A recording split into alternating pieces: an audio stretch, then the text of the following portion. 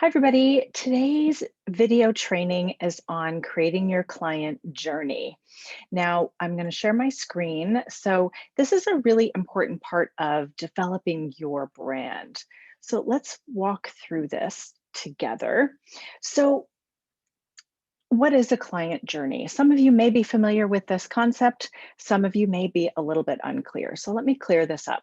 It is an internal process that clearly maps out all communication, touch points, responsibilities, right? Who's responsible for what on your team, or if you have external contractors, and the deliverables that your clients will get from the moment of connection, from the moment they are a lead to even beyond the completion of the project you have with them. So, do you touch base with them a month after your project is done, 6 months, on the 1 year anniversary of something?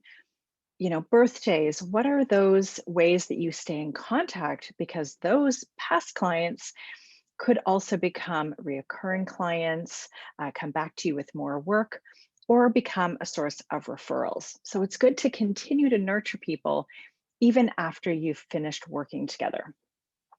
So, why do you need a client journey? It's a great question.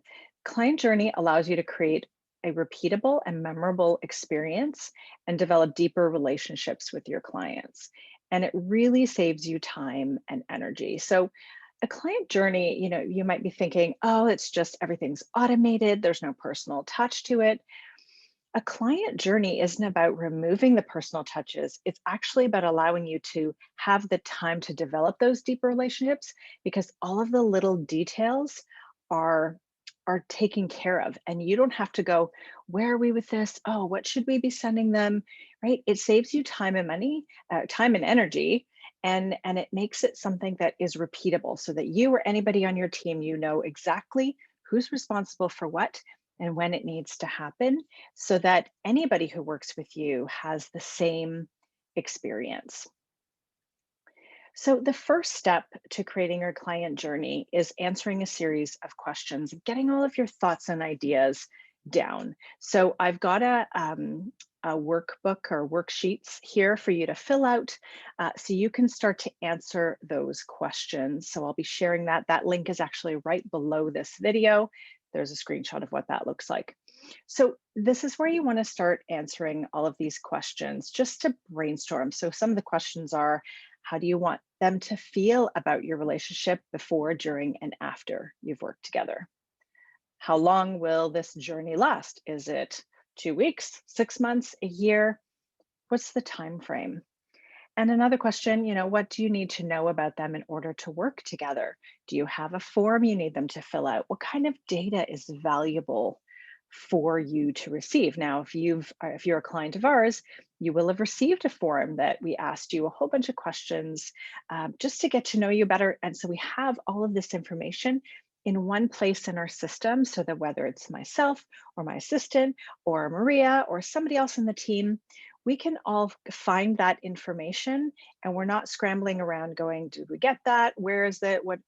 Getting that valuable information from your clients that you need, and it'll be specific to you, is really important to help you in this process. So the next step, once you've mapped all of those, you've kind of done that brainstorm and answered those questions. Step two is to map out this journey from start to finish, from that first contact to months after your engagement.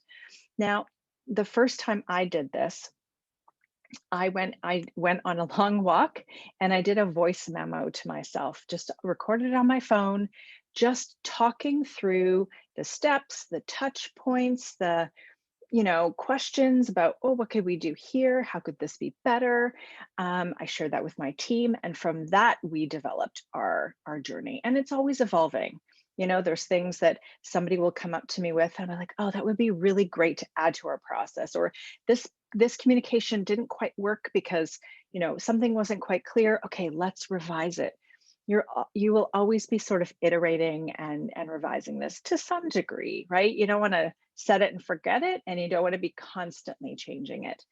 So that's one way. Some people like to put up like sticky notes on their wall and map things out that way. Some people are very linear, and you've got pages in your worksheets to do that. So Pages 3 and 4 are just for you to like type. If you want to do it in a Word document, if you want to do it in an Excel document, whatever suits your fancy and works for you. I know everybody's brains are different and we all process information and work through things like this differently. So hopefully that will help.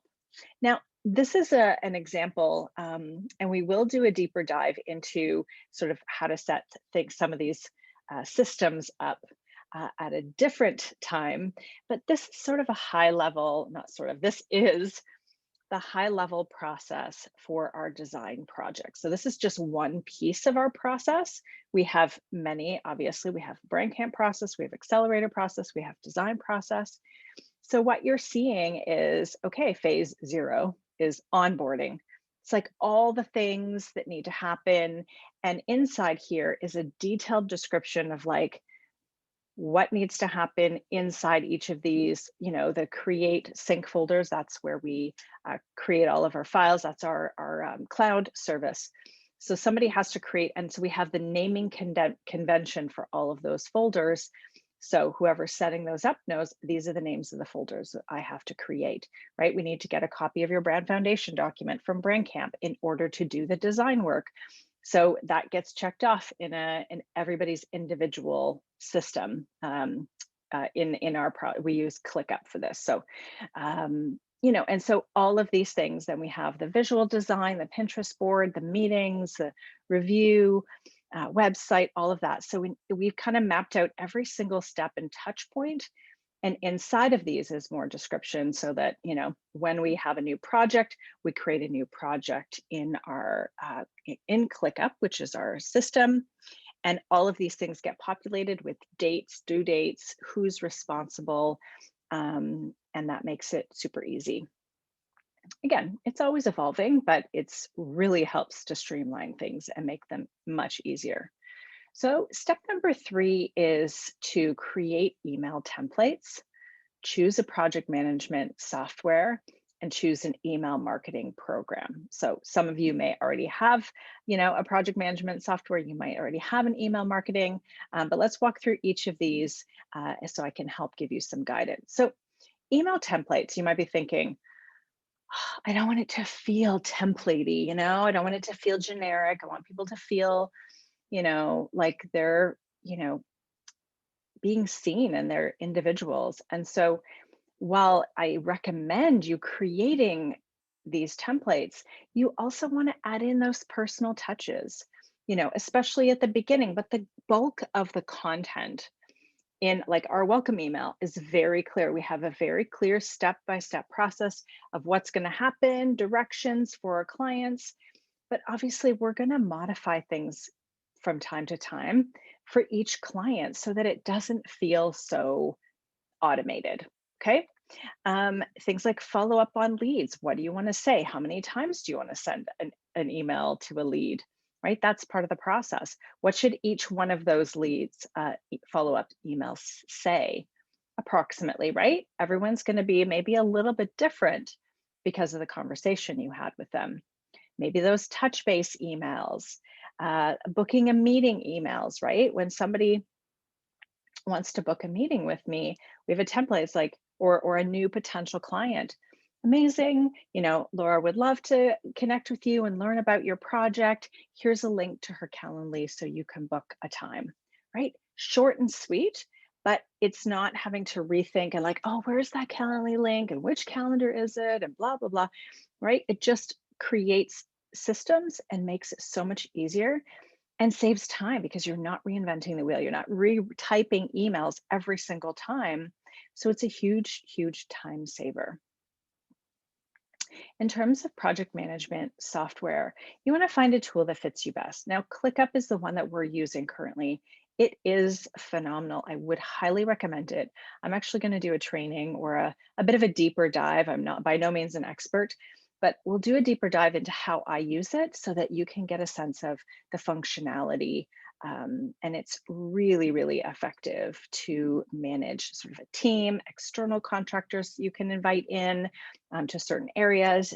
That's where we keep all of our email templates, our process documentation, as well as leads and manage our actual projects with each of our clients. So it's an amazing tool. I've also had experience with Monday, Asana, and Trello. Right now, I would say ClickUp is definitely the best of those. Um, but sometimes the other ones, they're Asana and Trello are maybe a little bit simpler, could get you started. But we can do a deeper dive into ClickUp on another session.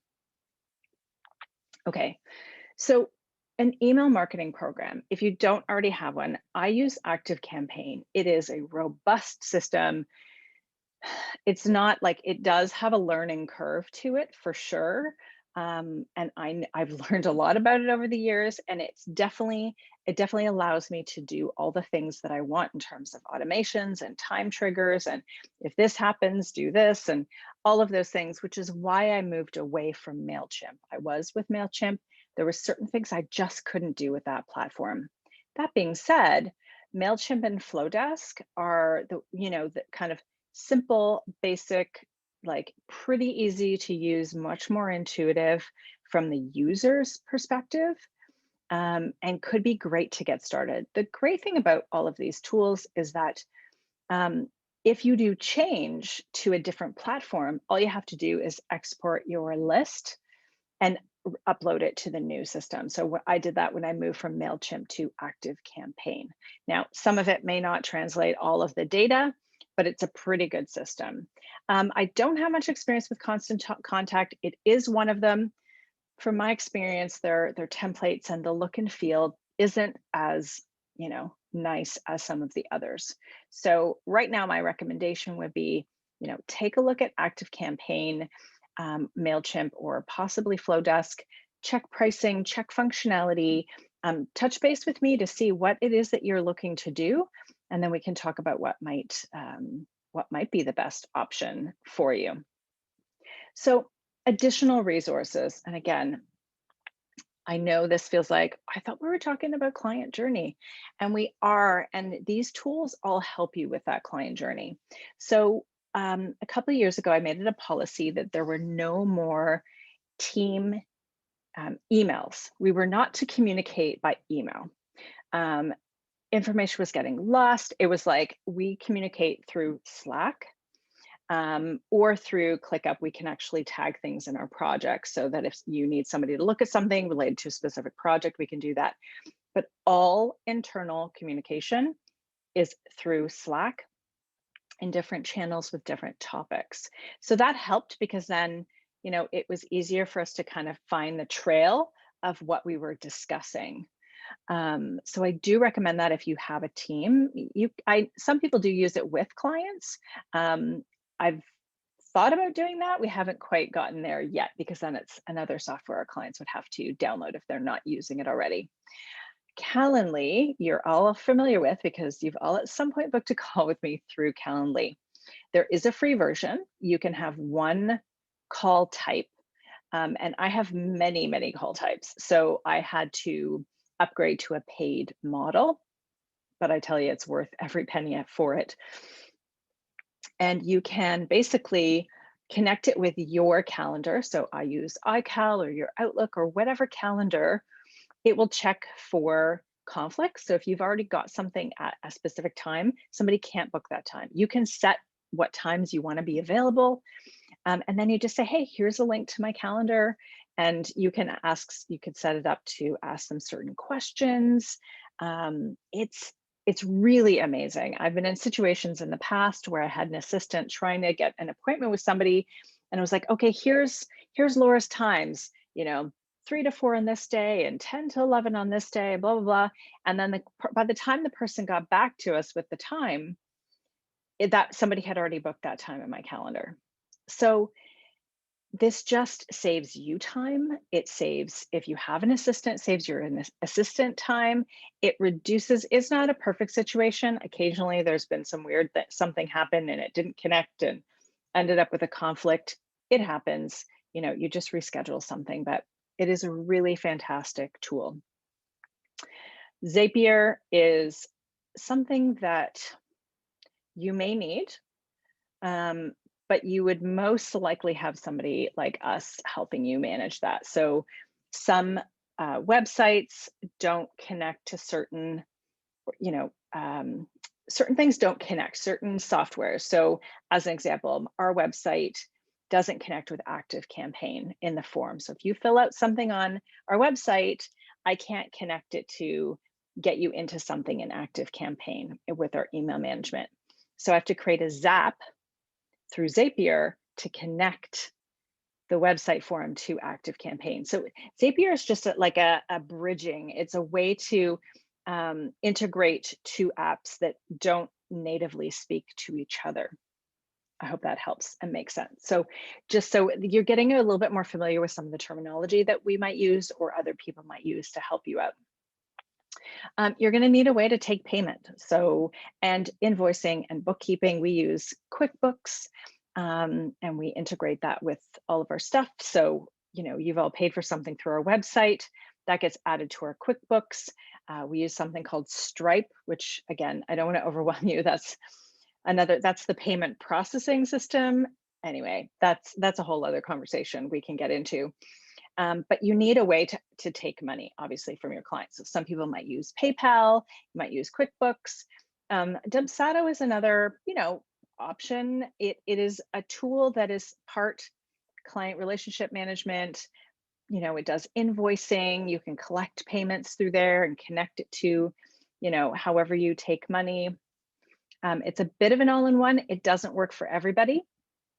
That might be worth just taking a look at because you can sort of do everything inside there from emails and workflows, billing, client management, all of those things. So it does definitely have some merit, and I know people who use it and really love it. So those are some additional resources. What I'm going to do, because of the feedback that you've given me, and thank you very much for that, I'm going to put together a place for all of the resources, the program, what it does, just so you can have a glossary of all of these different things and what they do, so that you're not going, which program was that Laura recommended, right? So I'm going to do that, everything from, Canva to Calendly and everything in between. I'll create a glossary and some resources for you to help make that easier. All right, so what I would suggest is work on the worksheets, come to the next call with questions, with that filled out.